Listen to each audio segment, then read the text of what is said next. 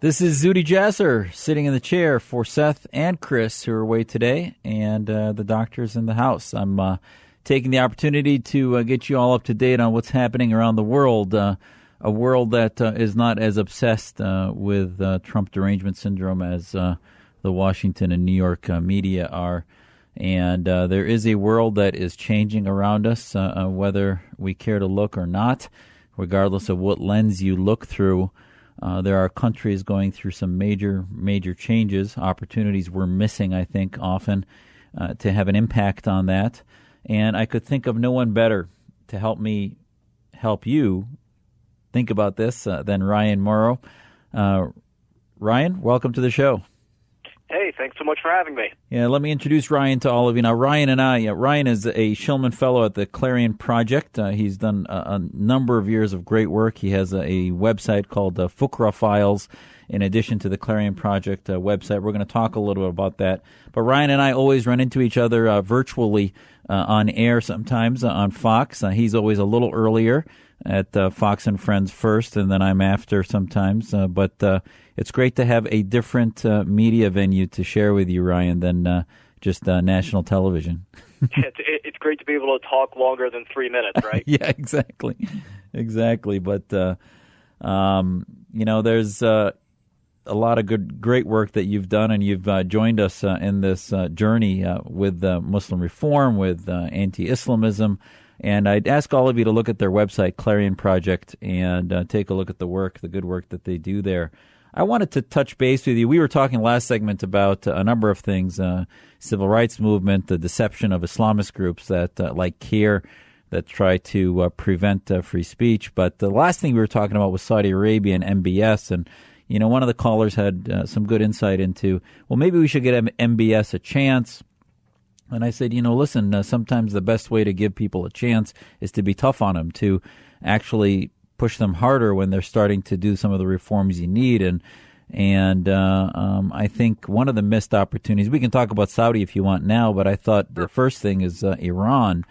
And do you want to update us on what's happening in the Iranian revolution? Or if you want to start with Saudi Arabia, feel free. Well, Saudi Arabia is on my mind, so I'll just get that out of my system. Otherwise, I'll keep thinking about it because I went to Saudi Arabia twice last year, and I did see very significant changes between when I went in January of last year and then November later. And just in that short period of time, there was a big difference. And I was there when the crackdown happened, when the Saudi government arrested prominent princes and business people as a supposed anti-corruption drive, and people were laughing in the streets at the newspaper. People loved it, and I could see that there was just more eye contact between women and men. The attire was looser and more westernized. You could really see that things are changing there, so I think that that's genuine, that that the Saudi government, well, at least MBS anyway, wants to modernize the country, even just for economic reasons, and undermine some of the power of the Wahhabist clergy. How successful he'll be, I don't know. And I'm sure that whatever he does will fall short of our expectations as America in 2018. But by Saudi standards, Middle Eastern standards, at least what he's talking about and the pace of change there is encouraging. Yeah, but Ryan, let's step back a second. I mean, listen, there's window dressing changes, which are sort of a modernization where you get this appearance of modern dress and sort of maybe they're evolving from the 13th century to the 16th century. But the real reform would be if actual people, you had television broadcasts, pundits, sermons questioning the authority of the main Sharia court judges in Jeddah and in Mecca, and questioning the beheadings, questioning the Sharia institution that really is dominated by a form of Islam. Even among the Islamists, the Wahhabis that control the judiciary in Saudi Arabia, is MBS really talking about those reforms, or is he just cleaning up the Wahhabi Act? I think he's genuinely talking about undermining the Wahhabists that are not the pro-regime Wahhabists. So there's two.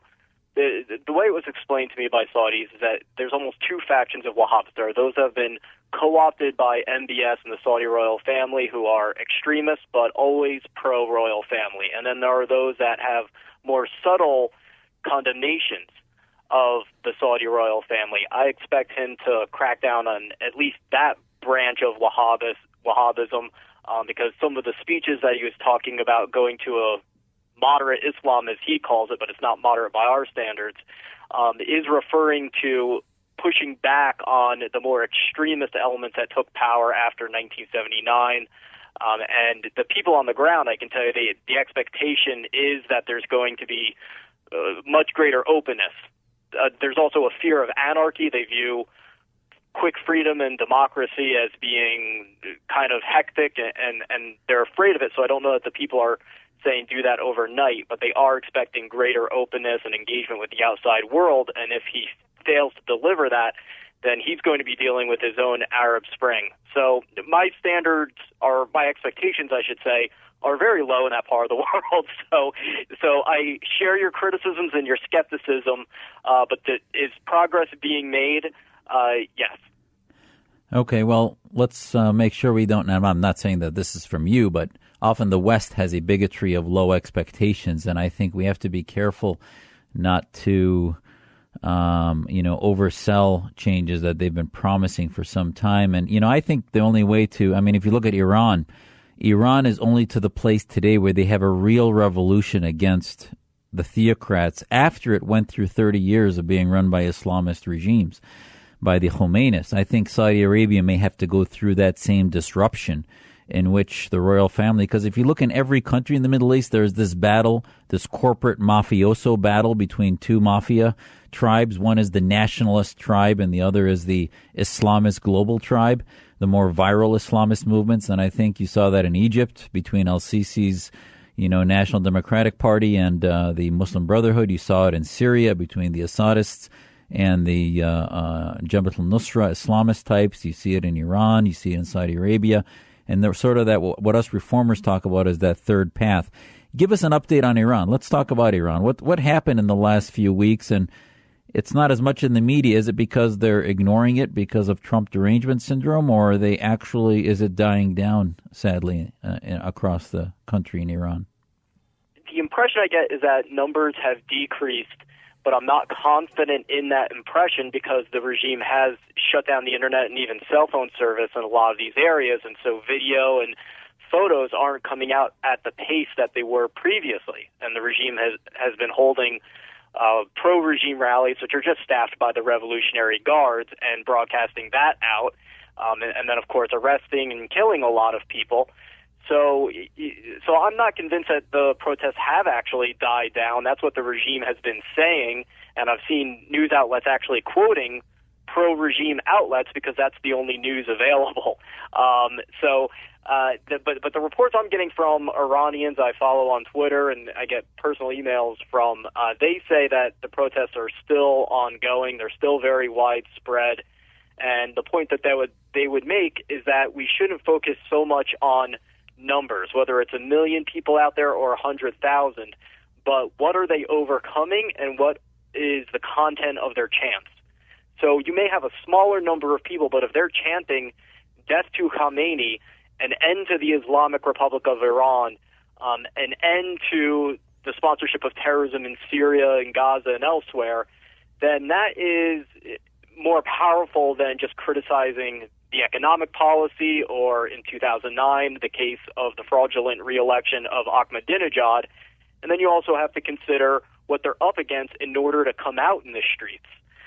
So as the regime's repression increases and it becomes more difficult to mobilize because of what the regime is doing with the internet and monitoring people, then numbers are inevitably going to decrease. But if you still have large numbers out there, then in a way that's more meaningful than larger numbers in a situation where it's less repressive. So I still say that the Iranian people have a lot of steam. The reason you're not hearing about it is the fault of both sides. Number one, you had Trump, who deserves credit for bringing attention to them early on, but then he got distracted. And then the media stopped reporting on it because it's no longer news. The first three letters in the word news is new, N-E-W, and it's not new anymore. Yeah, I mean, thank you for that, Ryan. It's just amazing to me how much is being missed. Wall Street Journal had a great report about the technology being used to bypass the blocking of the internet by the Iranian regime. Where's that coming from? Los Angeles, Santa Barbara, California. Companies that are startups that are huge companies that were providing free technology to allow this to continue. When we come back after the break, let's continue talking about where this revolution can go from here, how this is maybe a Persian awakening, and the story, I think, is just beginning to be written about the Iranian Revolution of 2018. This is Zuhdi Jasser with Ryan Mauro. We'll be right back.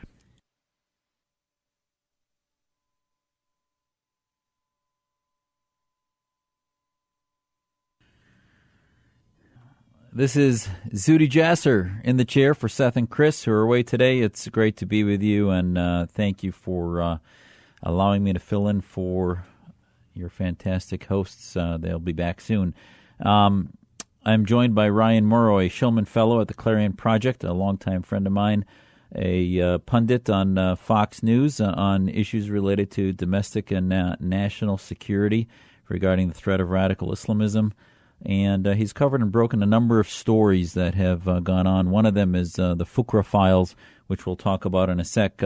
Ryan, let's finish the discussion about Iran for a bit. We were talking about how the numbers sometimes are exaggerated and that if they're decreasing, I can tell you in Syria, the revolution started initially to smolder in March 2011.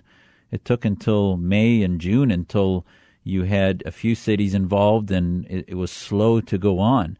So it was persistent, whether the West paid attention or not. We wanted the West to pay attention to it because of the war crimes that were happening on a daily basis. They didn't close the internet as quickly and efficiently as the Iranians did. But I think the story here that we're missing is the number of things that we can do. I mean, even though, as you said, it's not being covered on the news as much, there are American companies like Telegram and others that the Wall Street Journal talked about that are handing technology for free where people can sign up with mechanisms. Now, it's interesting. Once the Wall Street Journal ran its report last week, the government then plugged that hole in their system, but there are other holes that have been created. So how do we get sort of that public-private partnership to see this as, you know, we talk about whether the Iran deal should be recertified or not, and if there's any, this is the best strategy we could ever have, which is having the people of Iran revolt and turn over this regime. Right, and I think regime change in Iran through supporting these internal forces and some of the external forces, like the Shia in Iraq that don't like Iran, I think that can be far more successful, far quicker than what most people realize. When you look at the demographics of Iran, where the oil is located, just all these different dynamics, this is a major threat, but the solution is relatively easy. And so that's where a lot of my frustration comes from. And it is true that the regime, just like in 2009, is surviving because of they basically have companies that they do business with that like blood money, whether it's those companies that are planning on benefiting from the deal because Iran is expecting about $200 to $300 billion in foreign investment but due to the nuclear deal over time, they say, or whether it's someone directly selling them software that is used for the purposes of repression, in which case those companies need to be boycotted by people. If they're foreign companies, they should be sanctioned by the U.S. government. But we react very slowly to these types of things. It takes a long time for activism to happen. What we really need are senators and congressmen who are not just senators and congressmen, but activists. Imagine if members of Congress held fundraisers for the Iranian people. They know rich people. They raise an ungodly amount of money for their campaigns. What if they all simultaneously use their Twitter accounts for a GoFundMe campaign or to promote a nonprofit, something like that? There's so much good that our leaders can do that is almost so basic and easy that it doesn't cross their mind, and I found that to be rather frustrating. And we have many prisoners of conscience that could become sort of the poster children, poster adults, men and women for what's happening. The 2009 revolution, there was a lady by the name of Neda who was abused on the streets of Tehran who became the image of what the 2009 revolution was. And now this revolution, which makes it so much more potent, as you said, is directly in the heart of the theocratic movement in Iran and Qom and other areas of seat of Islamist learning there, of the Khomeinist movement, where they're revolting. And we had a program at the U.S. Commission on International Religious Freedom that I was on for 4 years, in which members of Congress could adopt prisoners of conscience, that they could start to make household names in America. In Saudi Arabia, there are many that we tried to get, and many of the members bought into the program, but it didn't get the attention I think that it could. And there are victims every day of this revolution that we should be hearing about from the bully pulpit of the White House. President Reagan used to every day talk about the, as Nathan Sharansky wrote about how he knew he'd be free when he heard Reagan not only call them an evil empire, but talk about the prisoners of conscience in the Soviet Union. Yeah, and I was expecting Trump to go in that direction because I think people forget that Trump wasn't reacting to a headline in the beginning. I mean, the protests were getting some attention, but it wasn't a top news story. The only people that knew about it were news junkies and people that study the region like you and I do. And then Trump tweeted about it, and then the protests skyrocketed. The media coverage was phenomenal. And then he tweeted about it every single day, and then he got distracted by Golden Globes and some other things. And then guess what? There was a correlation there. It got less attention, and then the protests decreased. So the president has to understand that it's more than just calling it radical Islam, like you always said during the campaign, and saying, look, I'm better than Obama because Obama didn't speak out in favor of the Iranian protesters, and look, I did it. And it's not good enough to say, all right, well, my job's done. I beat Obama in that regard. Especially because Obama does have Trump beaten in one area when it comes to Iran, which is that, at least for part of the Obama administration, there were very clear covert operations happening with Stuxnet and scientists ending up dead and mysterious explosions at military bases. And I would love to see similar accidents happening to the Revolutionary Guards and those forces that are repressing the Iranian people. Absolutely. And we'll see. I think ultimately there are many opportunities. When we're talking about immigration, like I said before, we should talk about not only merit-based but ideological-based, in which we start talking about a commission on radical Islam that the president had talked about in his campaign as being part of his platform. Before we go to break here in 2 minutes, let's talk about Fuqra Files and this member of this race in Massachusetts. And if you can tell our audience initially, and we'll set it up, and then we'll follow up after the break. Sure.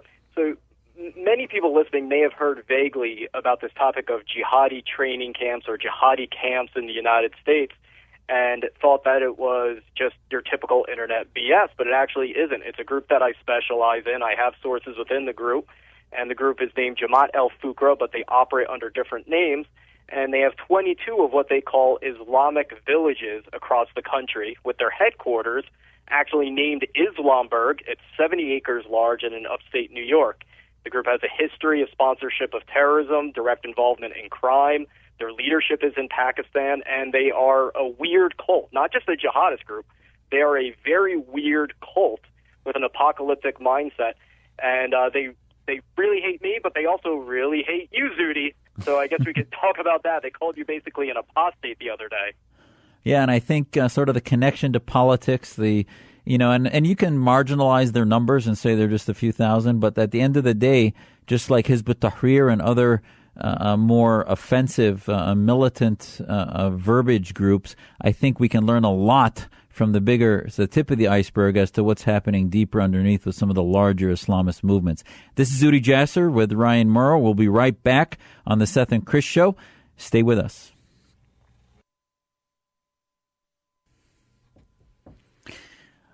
This is Zudi Jasser. I think I wonder if that's the only Arab American to host a radio program for filling in and open to country music. Thanks, Bill. This is Zudi Jasser filling in for Seth and Chris on the Seth and Chris Show. It's an honor to be here and to share their audience. And it's great to be joined by Ryan Mauro from the Clarion Project. He's a Shillman Fellow with the Clarion Project. Dr. Ryan Mauro, an expert in counterterrorism and national security. We were talking about his his treasure trove of information at Fuqra Files, Fuqrafiles.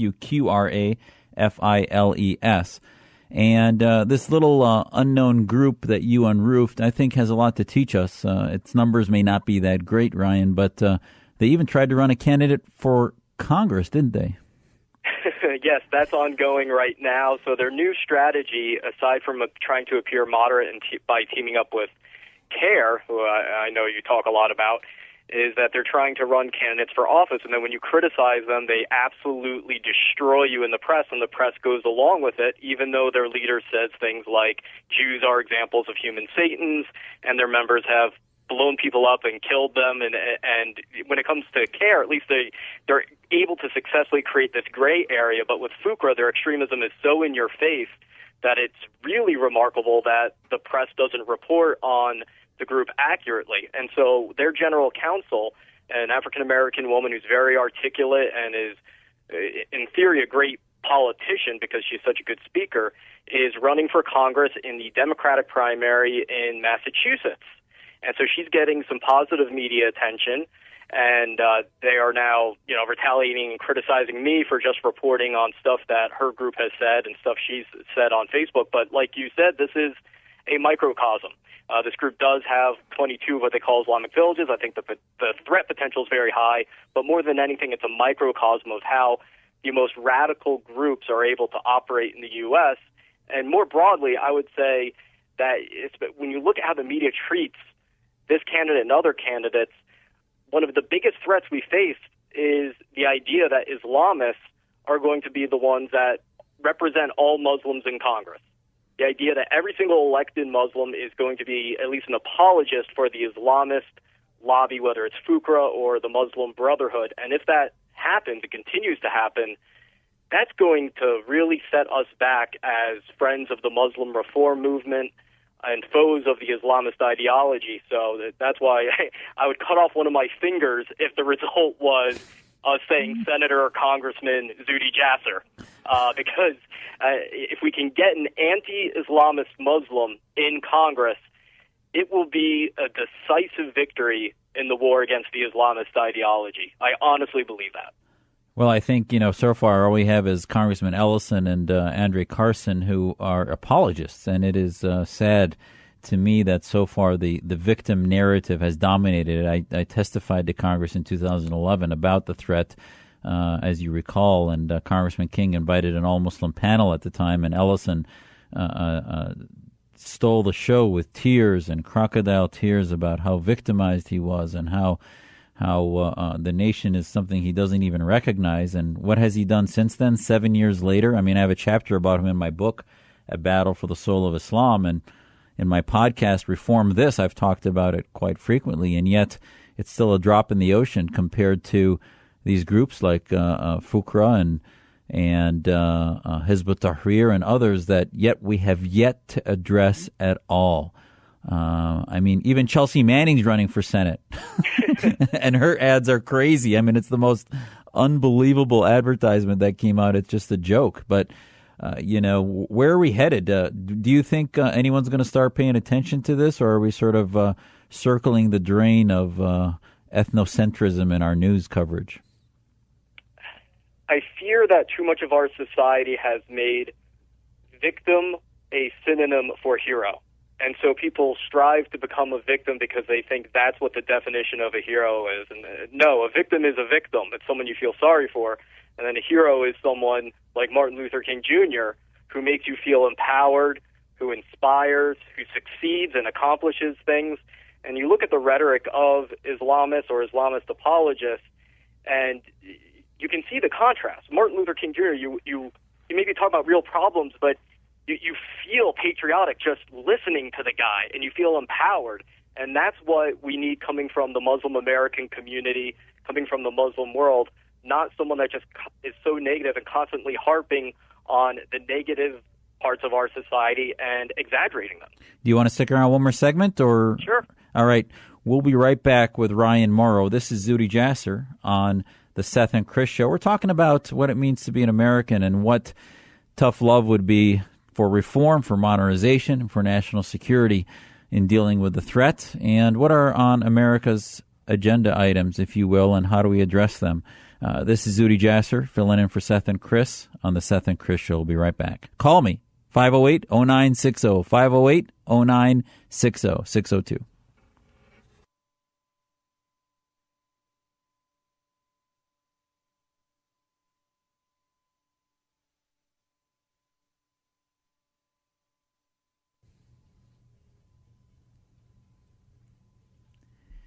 This is Zuhdi Jasser filling in for Seth and Chris on the Seth and Chris Show. Thank you for being with me, and it's an honor to be in the chair. I'm joined by Ryan Mauro, and thanks for sticking around. And Ryan, thank you for being so generous with your time. Sure. There's two last things I want to talk about in this last segment with you. One is this latest report from the DOJ about numbers and terrorism from immigrants, and I think there's a lot to be learned there. And second is our change in policy on Pakistan and how much money we give them. But first, let's talk about this. Actually, Secretary Nielsen was on the Hill today testifying, and she released this report. Actually, the DOJ released it. It was quoted from Sessions, but Secretary Nielsen was asked about it. And basically, it's to quote from the report, it says it reveals an indisputable, sobering reality that our immigration system has undermined our national security and public safety, said Attorney General Sessions. And the information in the report is only the tip of the iceberg. And he goes on to say and give some numbers, breaking down, for example, the 549 individuals were convicted of international terrorism-related charges in the U.S. federal courts between September 11, 2001 and December 31st, 2016. An analysis conducted by Homeland Security determined that 73% were foreign-born. He broke it down and said 254 were non-U.S. citizens, 148 were foreign-born naturalized citizens, and 147 were U.S. citizens by birth. I think this data is important because how often have we heard CNN, MSNBC, ABC, CBS say, oh, here's another, they talk about an attack committed and say that this is a American citizen, the problem's not with immigrants, et cetera. And this is not an anti-immigrant thing. It's just about the national security equation that we need to clean up the way we get and filter against those who don't share our ideas and how important ideology is. What do you think of this? Yeah, I agree. What I'm trying to reconcile is that I know previous polls that have been done have found that immigrants that come to the United States who are Muslim are far more hostile to mosque involvement in politics and have far more liberal views of Islam, liberal for lack of a better word. I mean more reformist, more modern, than those that are born here, particularly those in the 18 to 35 range. And so the inclination towards political Islam seems to be greater among Muslims who are born in the U.S. as opposed to those who come from overseas. Yet then you look at these statistics and it seems that those that are actually carrying out acts of violence are more likely to actually be those immigrants and that come here. So how to reconcile all that, I'm not exactly sure. But the bottom line here is that no matter how you look at the polls and the statistics, there is a huge appetite in the Muslim American community for alternatives, for something like the Muslim reform movement that you are one of the leaders of. The problem is that this is a fight of infrastructure. So you can have unpopular ideologies that would normally be rejected, but they succeed because they get millions of dollars from Qatar, Saudi Arabia, Turkey, or wherever, and Muslims want to socialize with other Muslims like any other human being would want to do, and so they go to their events. They go to the mosque that may have some bad books in their library because where else are they going to go?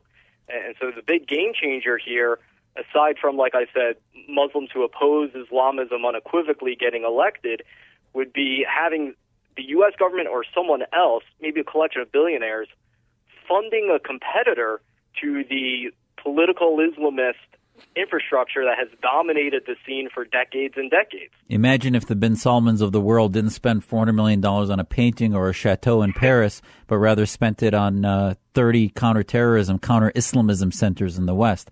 It would be a game changer. The world with $50 million, Zuhdi. Absolutely. And, the issue is that the answer, by the way, and I think you threaded the needle well, which is it's not to turn off immigration. Our best assets against radical Islamists are, like you said, people who are coming seeking freedom. And that's what our best ideological counter to Islamism is, the fact that anyone can be American, can fight their ideology, that liberty is endowed by our Creator, that we all can share as human beings and universal human rights. But we have to be wise as serpents, as the Bible says, right? We have to understand what the threat is in order to protect our homeland. And if you understand that threat can come, as you all reported, the Clarion Project, right? There was that study out of Europe that 23% of immigrants had some sympathy for ISIS. So right now we have no ideological filter, and we need to get that. Yeah, and it's amazing that it's been this many years since 9/11. These very common sense, relatively easy things to do just haven't been done. And that's where, on my more depressed days, I feel like giving up, even though I can't, because the easiest things to get done is what no one is talking about. And when people say that this has to be a generations-long struggle, I reject that because they're surrendering to what the Islamists want. They're saying the threat is so bad that we can't have a quick victory, and then that leads people to say, okay, well, I'm going to view this as an inevitable fact of life. There are always going to be crazy people around. There's always going to be criminals and violent people. And so I think we have to look at this different and really do talk about not just victory, but a substantive, detailed plan for victory that is relatively easy to accomplish when you consider the size of the threat. One of the ways we do that is I think we need to go back to the old model of saying, look, terrorists are the product and responsibility of state sponsors of terrorism. And it's not only what we call it, yeah. And it's not only what we're against, it's what we're for. So I think let's end on Pakistan. Tell me what so many people have said, oh, Trump is going to alienate one of our best allies. It's a nuclear power. And I saw a lot of, even folks in the conservative movement that were critical of President Trump come out in favor. The Weekly Standard had a editorial congratulating him that he was right on Pakistan. Don't you think that really the best friends are those who we hold accountable? And we never held Pakistan accountable, as President Trump tweeted, to the $33 billion we've handed them in the last 20 years. Yeah, the sign of true friendship is when you can disagree and there's no hurt feelings and you continue cooperating. Zudy, if you were to criticize me, I wouldn't flip out or threaten to stop helping you fight terrorists. If an ally is saying, oh, if you cut aid to us, we're not going to help you fight terrorists, then that's not a true ally. And so when people exalt Pakistan's partial cooperation, I say partial cooperation is partial murder. That is unacceptable to have anything less than full cooperation, because the whatever amount they allow these other Islamic infrastructures that are of an extremist nature to operate is participation in terror. And our strategy where we err is that we call these terrorists non-state actors as if they're independent. And so we go into Afghanistan, we get dogpiled on by Iran, by Russia actually, and Pakistan. You go into Iraq, you have Iran and Assad and Qatar and everyone else jumps on you. Why? Because we don't have a strategy aimed at getting rid of the state sponsors. Exactly. And, I think that the old Soviet analogies out of the 20th century were how the Iron Curtain states, in which the Soviets influenced places not only close to them in Eastern Europe, but Cuba and elsewhere, we have to apply the same thing to Islamist regimes that may even on paper be our allies, but when we have to run an operation to kill our greatest enemy, which is Osama bin Laden, without even telling the Pakistani government, I think it's bizarre that we continue to hand them money. Ryan, Thank you so much for giving us and being so generous with your time. It's Ryan Mauro from the Shillman Fellow with the Clarion Project. Look at his website at clarionproject.org and fuqrafiles.com. Ryan is a outstanding expert find him on Fox News and elsewhere. Thanks for being with us, Ryan. Thanks, Zudy. This is Zudy Jasser filling in for Seth and Chris. We'll be right back.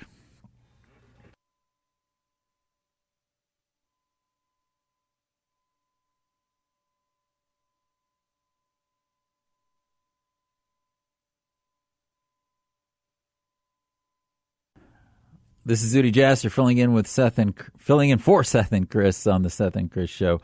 It's great to be with all of you, and we were just finishing conversation with Ryan Mauro from the Clarion Project. Next hour, stay tuned. I'll be joined by Shireen Kudosi from the America Matters. We'll be talking with Shireen about the latest in the case in Detroit of multiple doctors who are under arrest and soon to stand trial for committing the crimes of FGM, female genital mutilation. And there was a recent charge that was dropped 2 days ago, and I wanted to talk to her about what that means. What does it mean not only for this case, but other cases, as this case is going to set a lot of precedent about the American government addressing criminals who do these horrific crimes against children and the conspiracies that are involved with families and others that conspire to commit these acts upon 7, 8, 9-year-old girls. We were talking about Pakistan, and I want to end this conversation in this hour talking a little bit about, what is our goal? Is our goal in foreign policy just simply stability? And as Condoleezza Rice said in 2005 in Cairo, she said, for too long, our approach to the Middle East has been one in which we looked at security through the lens of stability, but unfortunately we achieved neither security nor stability through that. And ultimately her speech was about, I think, a very prescient speech in which she talked about democracy and that real freedom, the real interest of the people is through human rights, through principles, and not through simply maintaining the status quo. And that sometimes stability may appear that we have the same enemies as the Saudi government, as we share an enemy with ISIS, we share an enemy with them with Al-Qaeda, but ultimately they are creators. They are the founding fathers of ISIS through the ideology of Wahhabism. Now, are reforms going to happen top-down? And Ryan and I were talking about that last hour, as he was a bit more optimistic than I am. I don't believe ever history has shown that reformation comes top-down. I don't think establishment characters ever figure out a way to hand over power to the people when they've controlled them through tyranny. I think they figure out a way to make it appear that the people have power that they don't have.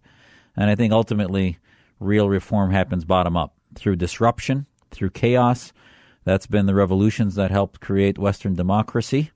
And I think ultimately our security may be headed towards a disruptive era in the Middle East in which we see Iran become destabilized, in which Syria continues to be destabilized, in which Russia continues to sow mayhem in the Middle East.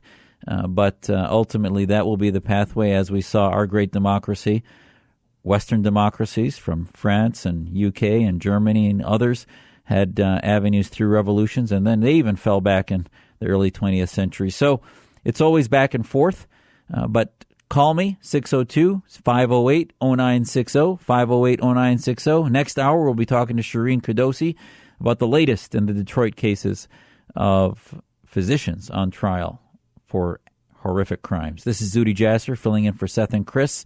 We'll be right back.